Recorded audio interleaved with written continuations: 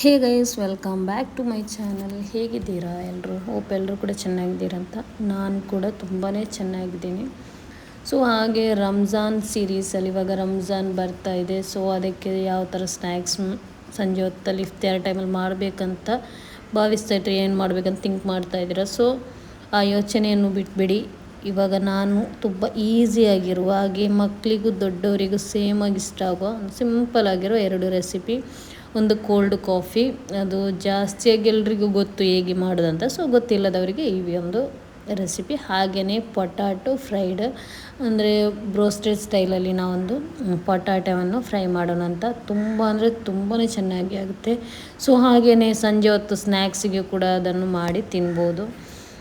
ಇವಾಗಿನ ಸೆಕೆಗೆ ಕೂಡ ಹಾಗೆ ಕೋಲ್ಡಾಗಿ ಚಿಲ್ಲಾಗಿರುವ ಏನಾದರೊಂದು ಕುಡಿಯುವ ಅಂತ ಆಗ್ತದೆ. ಸೊ ಅದಕ್ಕಾಗಿ ನಾನಿಲ್ಲಿ ನಮ್ಮ ಕೆಫೆಯಲ್ಲಿ ಎಲ್ಲ ಸಿಗ್ತದೆ ಅಲ್ವಾ ಕಾಫಿ, ಅದೇ ಟೇಸ್ಟಿಯಲ್ಲಿ ನಾನು ಮಾಡ್ತಾಯಿದ್ದೇನೆ. ಸೊ ಅದನ್ನು ಹೇಗೆ ಮಾಡೋದು, ಏನೆಲ್ಲ ಇಂಗ್ರೀಡಿಯೆಂಟ್ಸ್ ಬೇಕು ಅಂತ ಇದರಲ್ಲಿ ನಾನು ನಿಮಗೆ ಹೇಳ್ತೀನಿ. ಹಾಗೆಯೇ ಸ್ಕಿಪ್ ಮಾಡದೆ ನೋಡಿ.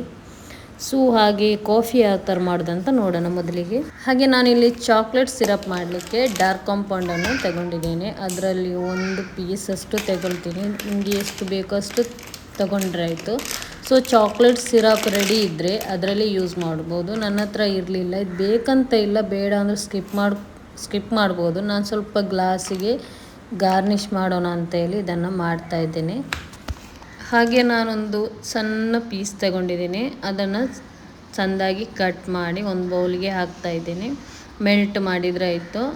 ಮತ್ತು ಒಂದು ಪೀಸು ನಾನು ಹಾಗೇ ಇಟ್ಕೊಳ್ತೀನಿ ಲಾಸ್ಟಿಗೆ ಗಾರ್ನಿಷ್ ಮಾಡೋಣ ಅಂತ. ಸೊ ಇದಕ್ಕೇನಿಲ್ಲ, ಬಿಸಿ ಹಾಲು ಉಂಟಲ್ವ, ಇದನ್ನು ನಾವು ಕಟ್ ಮಾಡಿದ ಚಾಕ್ಲೇಟನ್ನು ಒಂದು ಬೌಲಿಗೆ ಹಾಕಿ ಆದ ನಂತರ ಸ್ವಲ್ಪ ಬಿಸಿ ಮಾಡಿದರೆ ಆಯಿತು. ಹಾಲನ್ನು ಬಿಸಿ ಮಾಡಿದ ಹಾಲನ್ನು ಚಾಕ್ಲೇಟಿಗೆ ಹಾಕಿ ಮೆಲ್ಟ್ ಮಾಡಿದರೆ ಆಯಿತು. ಸೊ ಅಷ್ಟೇ ಇರೋದು ಈಸಿಯಾಗಿ. ಬಟ್ ನಾನು ಸ್ವಲ್ಪ ಹಾಲು ಹಾಕಿದ್ದು ಜಾಸ್ತಿ ಆಯಿತು. ಬಟ್ ನೋ ಪ್ರಾಬ್ಲಮ್, ಅದನ್ನೇ ಅಡ್ಜಸ್ಟ್ ಮಾಡಿದ್ದೇನೆ. ಹಾಲು ಸ್ವಲ್ಪ ಕಡಿಮೆ ಮಾಡಿದರೆ ಆಯಿತು. ಇದನ್ನು ಬೇಕಿದ್ರೆ ಮಾಡ್ಬೋದು, ಇಲ್ಲಾಂದರೆ ಸ್ಕಿಪ್ ಮಾಡ್ಬೋದು. ಇದನ್ನು ನಾನು ಇವಾಗ ನೋಡಿ ಕರೆಕ್ಟಾಗಿ ಬಂದಿದೆ. ಕರೆಕ್ಟು ಅಂದರೆ ಸ್ವಲ್ಪ ತೆಳುವಾಗಿ ಬಂದಿದೆ. ಅದು ಪರವಾಗಿಲ್ಲ, ಫ್ರಿಜ್ಜಲ್ಲಿ ಇಟ್ಟರೆ ಕರೆಕ್ಟ್ ಆಗ್ತದೆ. ಬಟ್ ನಾವು ಫ್ರಿಜ್ಜಲ್ಲಿ ಇಡಲಿಕ್ಕೆ ಹೋಗಲಿಲ್ಲ. ಇದನ್ನು ಡೈರೆಕ್ಟ್ ಗ್ಲಾಸಿಗೆ ಹಾಕ್ತಾ ಇದ್ದೇನೆ. ಅದು ಡೆಕೋರೇಷನ್ ಸ್ವಲ್ಪ ಮಾಡೋಣ ಅಂತ, ಗಾರ್ನಿಷ್ ಸೈಡಿಗೆ. ಸೊ ನಾನೀಗ ಈ 2 ಗ್ಲಾಸ್ ತಗೊಂಡಿದ್ದೀನಿ. ನಿಮ್ಮ ಹತ್ರ ಯಾವ ಗ್ಲಾಸ್ ಇದೆ ಅದನ್ನು ಮಾಡ್ಬೋದು, ಅದನ್ನು ತಗೊಳ್ಬೋದು, ಸಾರಿ. ಹಾಗೆ ನಾನು ಗ್ಲಾಸಿಗೆ ಹಾಕ್ಕೊಳ್ತಾ ಇದ್ದೀನಿ. ಹಾಕಿ ಇದನ್ನು ಒಂದು 10 ನಿಮಿಷದ ಕಾಲ ಫ್ರೀಝರಲ್ಲಿ ಇಟ್ಟರೆ ಆಯಿತು. ಮೊದಲಿಗೆ ನಾವು ಈ ಒಂದು ಪ್ರೊಸೀಜರ್ ಮಾಡಿ ಮತ್ತೆ ನಾವು ಕಾಫಿ ಮಾಡೋಣ. ಸೊ ಇದನ್ನು ನಾನು ಫ್ರಿಜ್ಜಲ್ಲಿ ಇಟ್ಟೆ ಇವಾಗ. ಆದ ನಂತರ ನಾನು ಇನ್ಸ್ಟಂಟ್ ಕಾಫಿ ಬರ್ತದಲ್ಲ ಬ್ರೂ, ಅವರ ಕಾಫಿ ತಗೊಂಡಿದ್ದೇನೆ.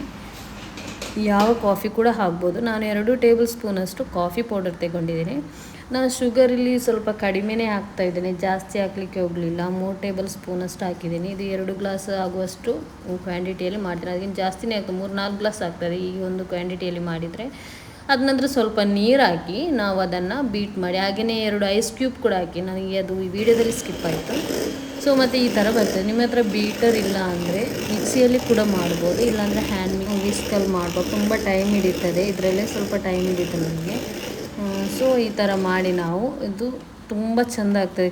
ಒಂಥರ ಇದನ್ನು ಈ ಥರವೇ ನಾವು ತಿನ್ನಲಿಕ್ಕೆ ಖುಷಿ ಆಗ್ತದೆ. ಸೊ ಇವಾಗ ನಾನು ಸೆಟ್ ಮಾಡಿದ ಗ್ಲಾಸ್ ತಗೊಂಡಿದ್ದೀನಿ. ಸೊ ಅದು ಸೆಟ್ಟಾಗಿ ಬಂದಿದೆ. ಬಟ್ ಚಾಕ್ಲೇಟ್ ಅದು ನೀರಾದ ಕಾರಣ ಸ್ವಲ್ಪ ಡಿಸೈನ್ ಆ ಕಡೆ ಈ ಕಡೆ ಇತ್ತು. ಸೊ ಪರವಾಗಿಲ್ಲ, ಡಿಸೈನ್ ಬೇಕಂತಿಲ್ಲ, ಬೇಕಿದ್ದರೆ ಮಾಡ್ಬೋದು. ಆದ ನಂತರ ನಾನು ಇದಕ್ಕೆ ಐಸ್ ಕ್ಯೂಬ್ ಹಾಕ್ತಿದ್ದೀನಿ. ಐಸ್ ಕ್ಯೂಬ್ ಯುವರ್ ಚಾಯ್ಸು, ನಿಮಗೆ ಎಷ್ಟು ಬೇಕು ಅಷ್ಟನ್ನು ಹಾಕಿ ನಾನು ಸ್ವಲ್ಪ ಐಸ್ ಕ್ಯೂಬ್ಸ್ ಹಾಕಿ ಆದ ನಂತರ ನಾವು ಕಾಫಿಯನ್ನು ಫ್ಲಫಿ ಮಾಡಿದ್ವಲ್ಲ, ಬೀಟ್ ಮಾಡಿ ಇಟ್ಟಿದ್ವಲ್ಲ, ಅದನ್ನು ಹಾಕಬೇಕು. ತುಂಬಾ ಈಸಿ ಇದು, ಬೇಗನೆ ಆಗಿಬಿಡ್ತದೆ. ಒಂದು 10-15 ನಿಮಿಷದಲ್ಲಿ ಆಗ್ತದೆ. ಸ್ವಲ್ಪ ಇದೆ ನಮಗೆ ಬೀಟ್ ಮಾಡಲಿಕ್ಕೇ ಸ್ವಲ್ಪ ಟೈಮ್ ಹಿಡಿಯೋದು, ಬಾಕಿ ಎಲ್ಲ ಈಸಿಯಾಗಿ ಆಗ್ತದೆ. ಸೊ ಆದ ನಂತರ ನಾನು ಕೋಲ್ಡ್ ಆಗಿರುವ ಮಿಲ್ಕನ್ನು ಹಾಕ್ತಾಯಿದ್ದೇನೆ. ಫಸ್ಟಿಗೆ ನಾನು ಹಾಲನ್ನು ಬಾಯ್ಲ್ ಮಾಡಿ ಆದ ನಂತರ ತಣ್ಣಗೆ ಆದ ನಂತರ ಫ್ರಿಜ್ಜಲ್ಲಿಟ್ಟು ಕೋಲ್ಡ್ ಮಾಡಿದ ನಂತರ ಇದಕ್ಕೆ ಹಾಕ್ತಾ ಇದ್ದೇನೆ ಗ್ಲಾಸಿಗೆ. ಸೊ ತುಂಬ ಅಂದರೆ ತುಂಬಾ ಟೇಸ್ಟಿಯಾಗಿದೆ. ಅದಕ್ಕೆ ತುಂಬ ಈಸಿಯಾಗಿ ಕೂಡ ಮಾಡ್ಬೋದು, ನೀವು ಟ್ರೈ ಮಾಡಿ ಮನೆಯಲ್ಲಿ. ಹಾಗೆ ಬೇಕಿದ್ರೆ ಚಾಕ್ಲೇಟ್ ಸಿರಪ್ ಮಾಡಿದ್ವಲ್ಲ, ಅದು ನೋಡಿ ಇವಾಗ ಫ್ರಿಜ್ಜಲ್ಲಿ ಇಟ್ಟ ಮೇಲೆ ಚೆಂದ ಕರೆಕ್ಟಾಗಿ ಬಂದಿದೆ ಕನ್ಸಿಸ್ಟೆನ್ಸಿ ಎಲ್ಲ.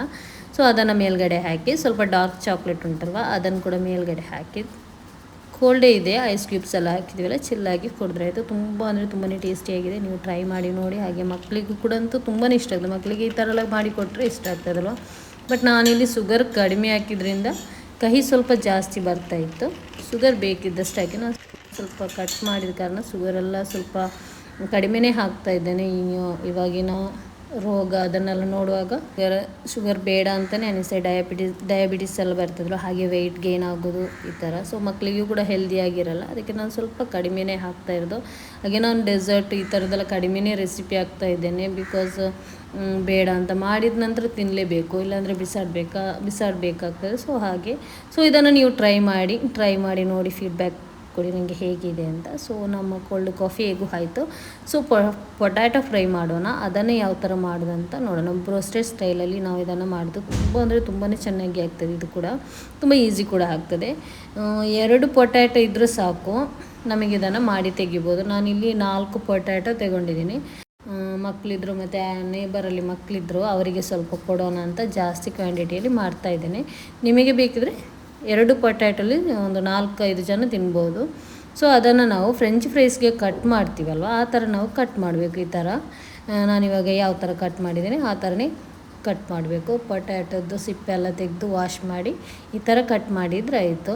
ಸೊ ಆದ ನಂತರ ಕೋಲ್ಡ್ ವಾಟ್ರ್ ಇದ್ದರೆ ಕೋಲ್ಡ್ ವಾಟ್ರಿಗೆ ಹಾಕಿ, ಇಲ್ಲಾಂದರೆ ನಾರ್ಮಲ್ ವಾಮ್ ವಾಟ್ರ್ ಬರ್ತದಲ್ವ, ಅದನ್ನು ತಗೊಂಡು ಅದಕ್ಕೆ ಐಸ್ ಕ್ಯೂಬ್ಸ್ ಹಾಕಿ ಕಟ್ ಮಾಡಿದ ಪೊಟ್ಯಾಟೊವನ್ನು ಹಾಕಿ ಒಂದು 5 ನಿಮಿಷ ಅದರಲ್ಲಿ ನಾವು ತಿರುಗಿಸಿದ್ರೆ ಆಯಿತು. ಅಷ್ಟೇ ಇರೋದು. ಮತ್ತು ಇದನ್ನು ಪೊಟ್ಯಾಟೊವನ್ನು ನಾವು ಸ್ಟೀಮ್ ಮಾಡಬೇಕು.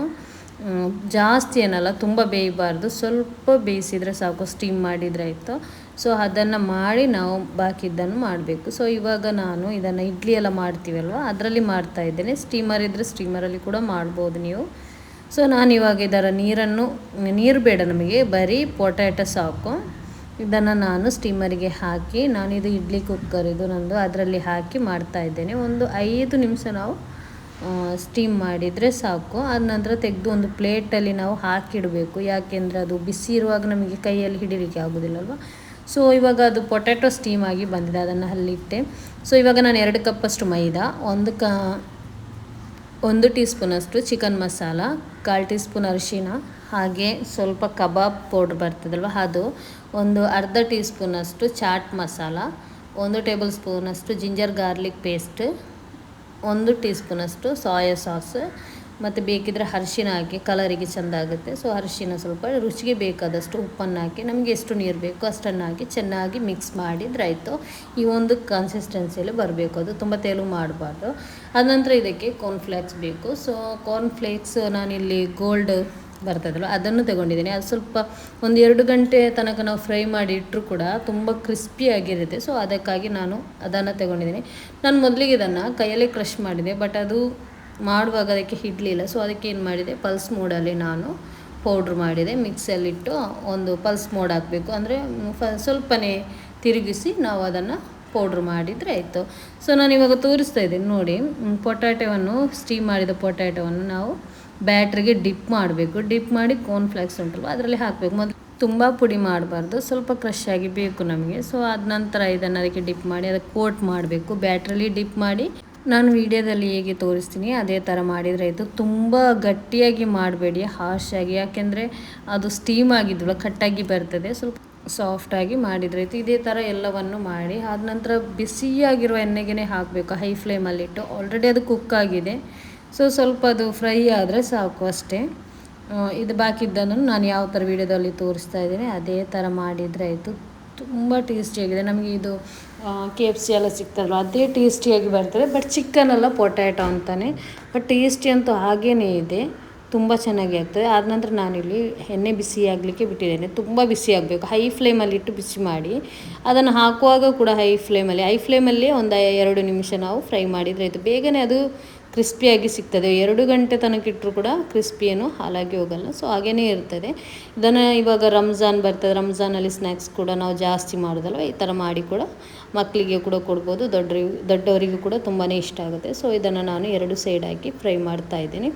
2 ನಿಮಿಷದಲ್ಲಿ ಅದು ಫ್ರೈ ಆಗಿ ಸಿಗ್ತದೆ. ನೋಡಿದ್ರಲ್ಲ ಯಾವ ಥರ ಬಂದಿದೆ ಅಂತ. ಸೊ ಬಾಕಿ ಇದ್ದ ಪೊಟ್ಯಾಟೊವನ್ನು ಕೂಡ ನಾನು ಇದೇ ಥರ ಹಾಕಿ ಫ್ರೈ ಮಾಡಿ ತೆಗೊಳ್ತಾ ಇದ್ದೇನೆ.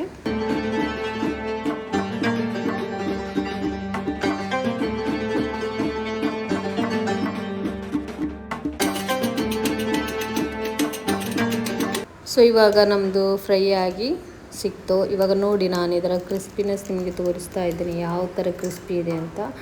ತುಂಬ ಅಂದರೆ ತುಂಬ, ಒಳಗಡೆ ತುಂಬ ಜ್ಯೂಸಿಯಾಗಿದೆ, ಹೊರಗೆ ಕ್ರಿಸ್ಪಿಯಾಗಿದೆ. ನಿಮಗೆ ಇದು ಮಾಯೋ ಅಥವಾ ಚಟ್ನಿ ಕೆಚಪ್ ಜೊತೆ ನಿಮಗೆ ಇದನ್ನು ಸರ್ವ್ ಮಾಡ್ಬೋದು. ಸೊ ನನ್ನ ಇವತ್ತಿನ ರೆಸಿಪಿ ನಿಮಗೆ ಇಷ್ಟ ಆಗಿದೆ ಅಂತ ನಾನು ಭಾವಿಸ್ತಾ ಇದ್ದೇನೆ. ಹಾಗೆ ನನ್ನ ರೆಸಿಪೀಸ್ ನಿಮಗೆ ಇಷ್ಟ ಆಗಿದ್ದಲ್ಲಿ ಪ್ಲೀಸ್ ಸಬ್ಸ್ಕ್ರೈಬ್ ಮಾಡಿ, ಹಾಗೆ ನಿಮ್ಮ ಫ್ಯಾಮಿಲಿ ಫ್ರೆಂಡ್ಸ್ ಜೊತೆ ಶೇರ್ ಮಾಡಿ, ಸಬ್ಸ್ಕ್ರೈಬ್ ಮಾಡಲಿಕ್ಕೂ ಹೇಳಿ.